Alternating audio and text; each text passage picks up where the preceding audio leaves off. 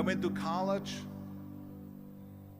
I went and worked out 5 hours a day, and I was working on construction, because in those days in bodybuilding there was no money. I didn't have the money for food supplements or anything, so I had to go to work. So I worked on construction. I went to college. I worked out in the gym, and at night from 8 o'clock at night to 12 midnight, I went to acting class 4 times a week. So I did all of that. There was not one single minute that I wasted. And this is why I'm standing here today. With the age of 20, I went to London and I won the Mr. Universe contest as the youngest Mr. Universe ever. And it was because I had a goal. You see, if you don't have a vision of where you go, and if you don't have a goal where you go, you drift around and you never end up anywhere. 74% hate their job in America. The majority of people don't like what they're doing because they're really not doing it because they didn't have a goal and they followed this goal. They just aimlessly drift around, and then all of a sudden there's a job opening, so they get that job because you have to work. But then when you work, it's a chore. It's work. It's not fun. So if you think about, only a quarter of the people really enjoy what they're doing in life. So people always ask me, when they saw me in the gym in the pumping iron days, they say, why is it that you're working out so hard? 5 hours a day, 6 hours a day, and you have always a smile on your face. The others are working out just as hard as you do, and they look sour in the face. Why is that? And I told people all the time, I said, because to me, I'm shooting for a goal. In front of me is the Mr. Universe title. So every rep that I do gets me closer to accomplishing that goal, to make this goal, this vision, turn into reality. Every single set that I do, every repetition, every weight that I lift will get me a step closer to turn this goal into reality. So I couldn't wait to do another 500-pound squat. I couldn't wait to do another 500-pound bench press. I couldn't wait to do another 2,000 reps of sit-ups. I couldn't wait for the next exercise. So let me tell you something, visualizing your goal and going after it makes it fun. You got to have a purpose no matter what you do in life. You got to have a purpose. And Muhammad Ali worked his butt off. And I saw it firsthand. And I remember that there was a sports writer that was there in the gym when he was working out and he was doing sit-ups. And they asked him, how many sit-ups do you do? And he said, I don't start counting until it hurts. Now think about that. He doesn't start counting his sit-ups until he feels pain. That's when he starts counting. That is working hard. And so you can't get around the hard work. It doesn't matter who it is. Work your ass off. There is no magic pill. There is no magic out there. You cannot get around. You have to work and work and work. Make sure of this and make sure of that and all that stuff. So it's work. And it drives me crazy when people say that they don't have enough time to go to the gym for 45 minutes a day and work out. Or to do something for 45 minutes to an hour a day to improve. If it is physically improve or if it is mentally to improve.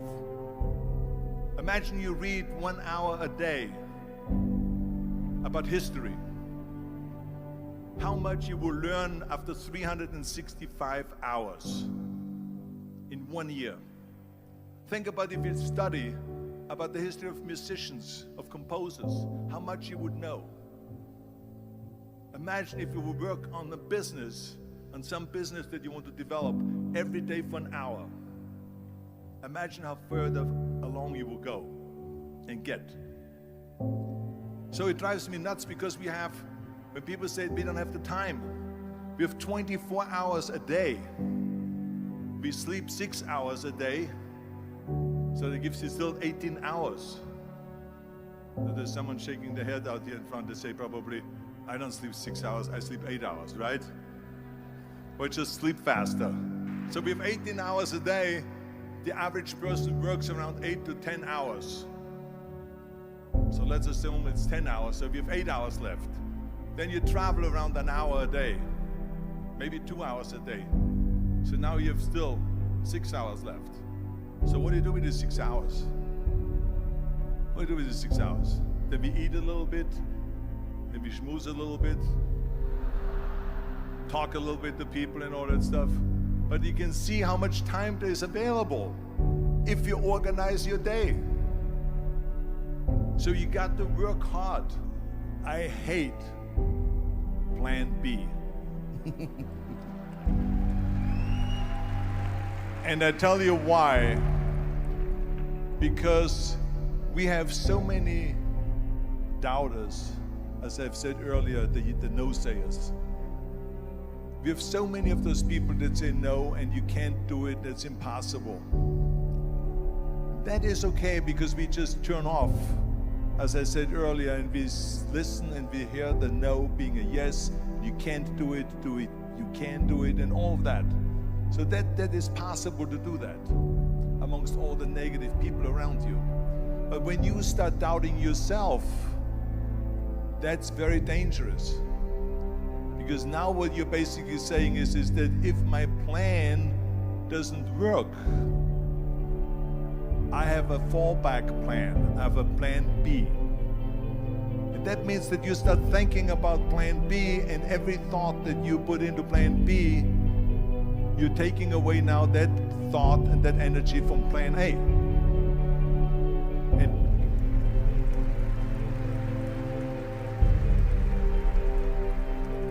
And it's very important to understand that we function better if there is no safety net, because plan B becomes a safety net. It says that if I fail, then I fall and I get picked up and I have something else there that will protect me. And that's not good, because people perform better when there's no safety net. People perform better in sports and everything else if you don't have a plan B. I'm telling you, I've never ever had a plan B. I made a full commitment that I'm gonna go and be a bodybuilding champion. I made a full commitment that I'm gonna be in America. I made a full commitment that I'm gonna get in the show business and I'm going to be a leading man. No matter what it takes, I will do the work.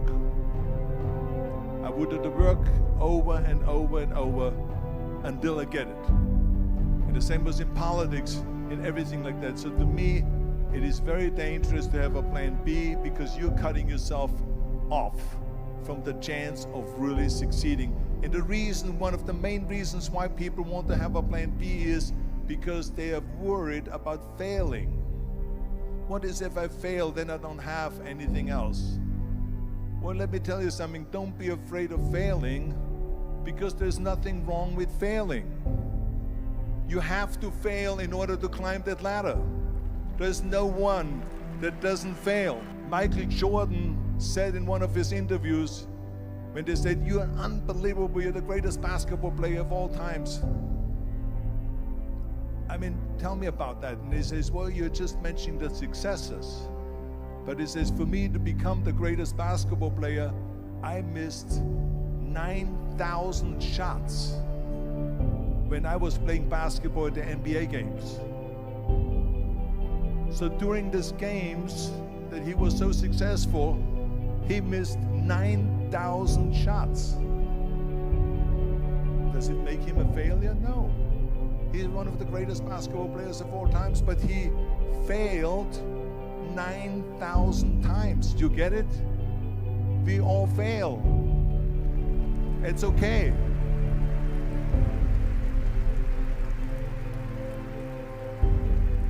What is not okay is that when you fail, you stay down. Whoever stays down is a loser. And winners will fail and get up, fail and get up, fail and get up. You always get up. That is a winner. That is a winner. I failed in bodybuilding. I lost bodybuilding competitions. I lost powerlifting competitions. I lost weightlifting competitions. I had movies that went in the toilet.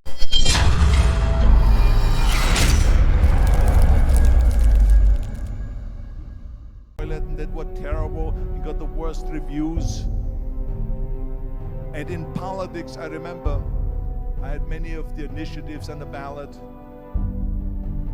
and we lost. My approval rating in California went down to 28%, and then it went back up again, and I won again the governorship. Hey, we all lose. We all have losses. This is okay, and this is why I say don't be worried about losing, because when you're afraid of losing, then you get frozen. You get stiff, you're not relaxed. You got to be, in order to perform well in anything, if it's in boxing or if it is on your job or with your thinking, is only happening when you relax. So relax. It's okay to fail. Let's just go all out and give it everything that you got. That's what it is all about. So don't be afraid to fail.